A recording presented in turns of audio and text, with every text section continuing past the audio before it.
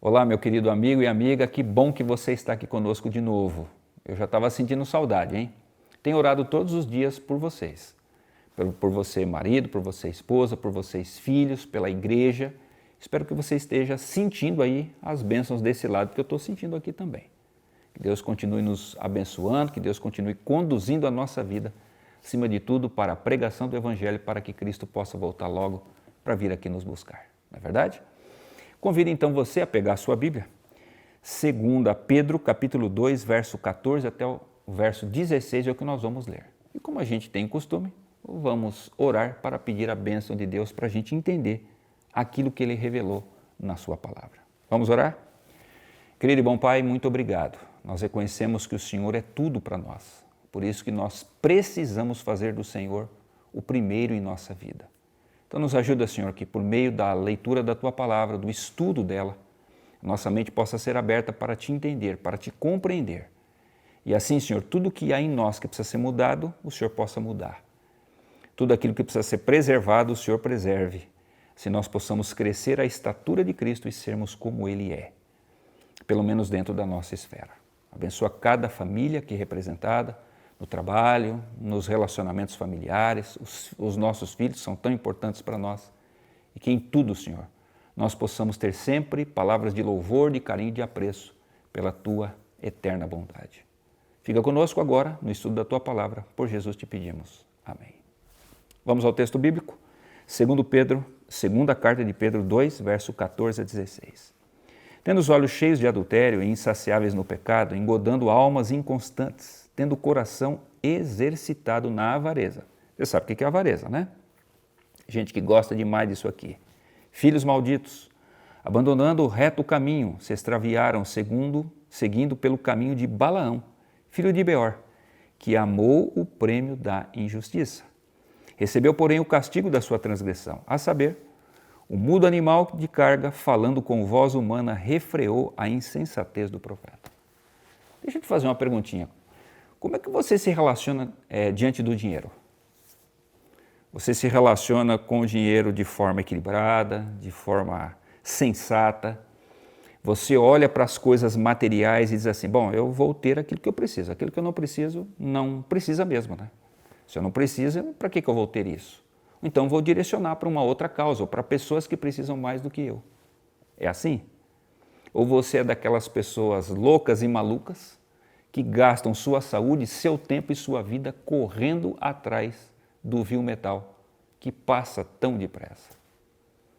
Para exemplificar esses princípios aqui, eu gostaria de usar o exemplo de Balaão e Daniel, dois profetas do Senhor.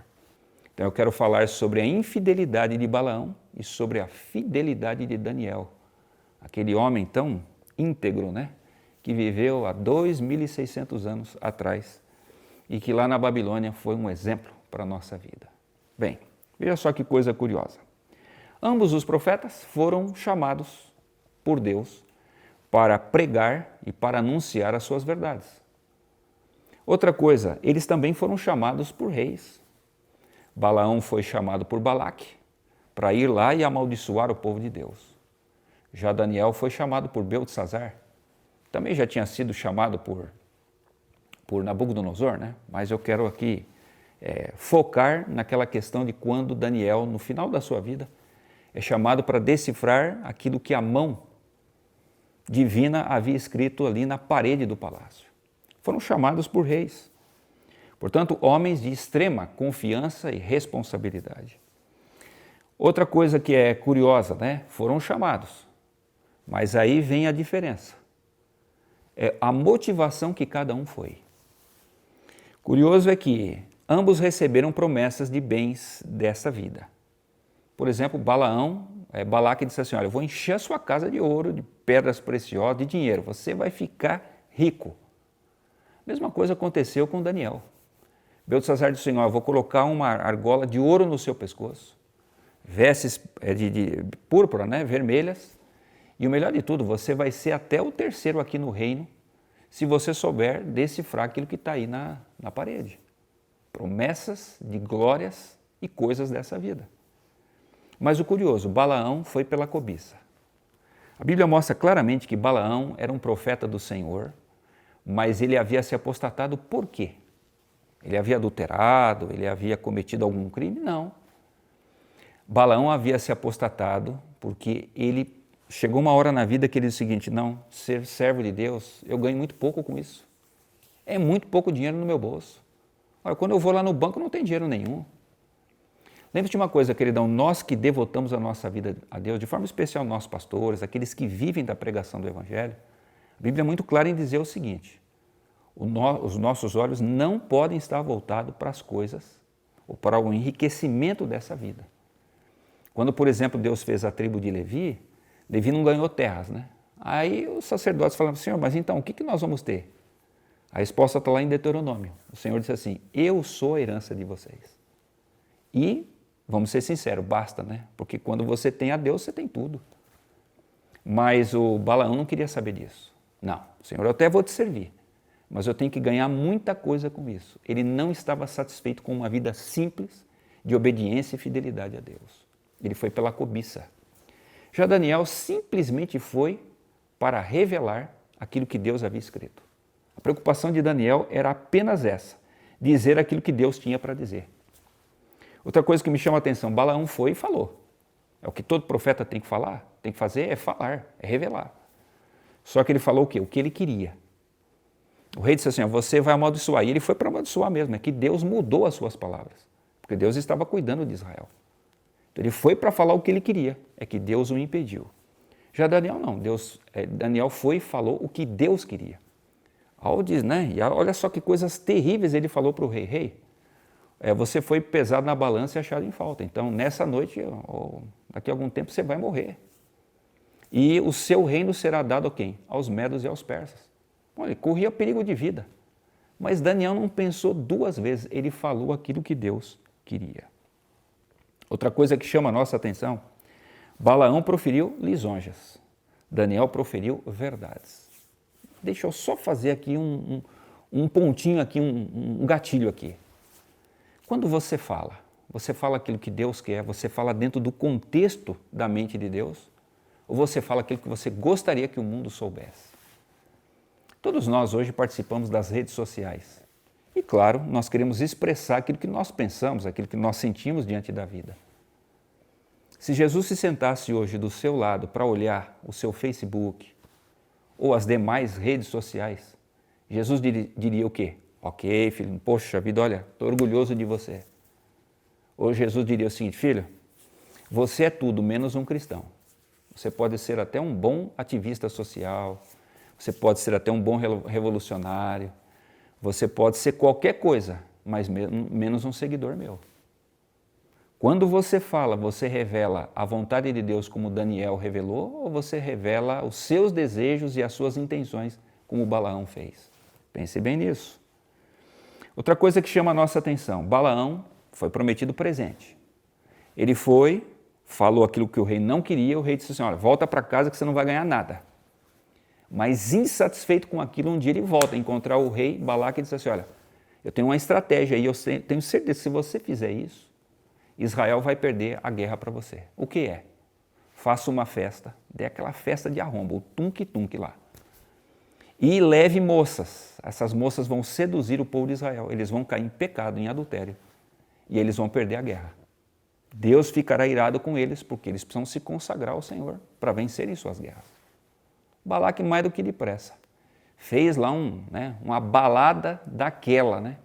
E a Bíblia diz que quase que o país inteiro, né, quase que a nação inteira de Israel se prostituiu lá com as midianitas.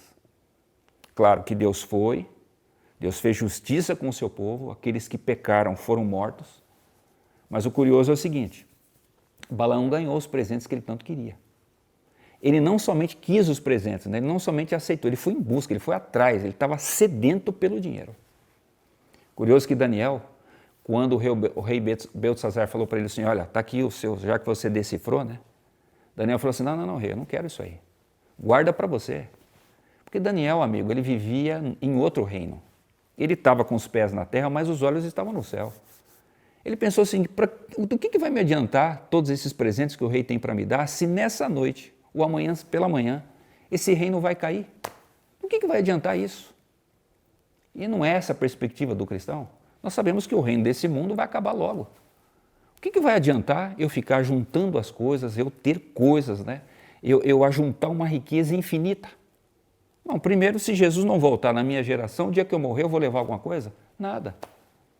Qual sentido faz eu viver em busca das coisas materiais? Nenhum sentido. Por isso ele a rejeitou. Claro que o rei insistiu, está aqui, é seu, mas o coração de Daniel não estava naquilo. Finalmente é curioso, né, o fim deles. Ambos o reino foi derrubado. O reino de Balaque, a quem Balaão serviu, caiu. Os israelitas se levantaram pelo poder de Deus, foram lá e quase que exterminaram Moabe, subjugaram o país. Da mesma forma, aconteceu com Daniel. Naquela noite, a Babilônia passou, aquele reino que ele serviu por tantas décadas, e veio a Medo-Pérsia. Mas o curioso é o seguinte, quando você serve ao Senhor, olha só o destino da sua vida. Balaão foi morto entre os conquistados. Daniel foi preservado entre os conquistados. Ninguém precisou tirar a vida de Daniel, mas Balaão morreu, né, entre lá os moabitas. Outra coisa que chama a nossa atenção, Balaão foi destruído pelos conquistadores. Israel, a Bíblia diz claramente, passou o fio da espada a Balaão, o servo de Deus, mas que tinha se apostatado. Já Daniel não. Daniel foi exaltado pelos conquistadores, a tal ponto que ele chegou a ser o terceiro no reino da Medo-Pérsia. Olha só que coisa incrível. Finalmente, para a história, Balaão ficou como símbolo do profeta apóstata. Você vê aqui, né? A carta de Pedro foi escrita quantos anos depois da morte de Jesus? Quantos séculos depois da vida e morte e obra de Balaão? Mas ele aparece em vários textos do Novo Testamento e a Bíblia apontando o quê? Esse aqui é o exemplo da avareza. Esse aqui é o resultado de você viver em busca das coisas desse mundo. Já Daniel, símbolo do profeta fiel. O símbolo daqueles que dedicam sua vida a Deus, custe o que custar, em qualquer reino, em qualquer tempo, em qualquer espaço. E o seu exemplo chega até mim e até você. Querido, eu queria te fazer uma pergunta honesta e sincera. Como você tem se comportado diante do dinheiro? Como você tem se comportado diante dos bens dessa vida? Você está feliz com aquilo que Deus te deu até aqui? Ou você vive reclamando, porque eu não tenho um carro, porque eu não tenho uma casa chique, porque eu moro nesse bairro. Qual é a sua preocupação? Sua preocupação é com o reino celeste ou com o reino terrestre? Você está atrás de cargos, você está atrás das coisas que vão brilhar os seus olhos? Se você está atrás disso, eu digo para você em nome da Bíblia, você vai ter o mesmo fim que Balaão teve. Mas se você está preocupado com o reino celeste, mesmo que você tenha problemas e dificuldades nessa vida, nesse mundo, que todos nós vamos ter, mas estará reservado para você o destino de Daniel, aquele homem que foi fiel acima de todas as coisas. Não importava, né? Eu vejo em Daniel aquela profundidade de olhar que Jó teve. O Senhor o deu, o Senhor o tomou. Louvado seja o nome do Senhor, porque nada é meu. Deus me tirou da minha terra, Deus me tirou dos meus pais. Deus me levou para a Babilônia. O Senhor seja honrado e glorificado. Deus tem um plano com a minha vida. Muito provavelmente Daniel tornou-se um eunuco.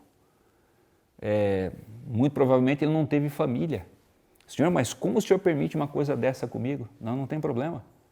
Eu vou continuar sendo fiel ao Senhor. Daniel foi fiel décadas. Mesmo quando o rei de Israel não era fiel, ele era fiel. E olha só o resultado dessa vida, que exemplo, que coisa maravilhosa salta aos nossos olhos. Você não gostaria de ter uma vida assim? Eu encerro dizendo o seguinte, Balaão, enquanto ele estava falando sobre o povo de Israel, ele disse assim, Senhor, tenha eu a morte dos justos. Mas ele não quis viver a vida do justo. Daniel teve tanto a vida de um justo quanto a morte de um justo. O exemplo dele chega até nós. E quando nós chegarmos no céu, quantas histórias Daniel vai nos contar que não estão aqui na Bíblia, mas ele vai nos dar o contexto da sua vida e mais ainda o seu testemunho de fidelidade brotará aos nossos olhos, vai encher o nosso coração de graça e de amor para com Cristo. Eu me encanto, por exemplo, com o exemplo de Vandira, que com 8 anos de idade ela entregou sua vida a Jesus por meio do batismo. O curioso é que, apesar dela ter 8 anos e ser batizada, ninguém da sua família era adventista do sétimo dia. Mesmo assim, ela foi fiel a Deus em todos os princípios, mesmo desde a sua tenra idade. Ela cresceu, tornou-se uma mulher, entrou para uma instituição financeira, para um banco, e começou a trabalhar ali fielmente. Devido ao seu testemunho e a sua forma de agir dentro da empresa, ela começou a receber promoções. Mas cada promoção que ela recebia batia na questão do sábado. E ela sempre foi fiel aos seus princípios. Não, olha, na sexta-feira, depois do pôr do sol, eu não estou aqui e não adianta marcar coisas no sábado, porque eu não virei. Mas você sabe, Deus honra aqueles que o honram. O curioso é que, apesar dessas questões, que para nós são tão importantes, a sua chefe começou a perceber que ela tinha realmente muito valor.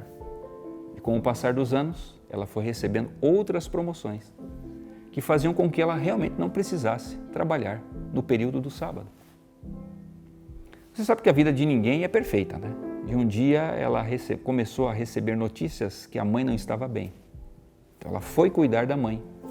E aí recebeu notícia que a mãe tinha uma doença grave e que agora ela precisava trazer a mãe para morar junto com ela.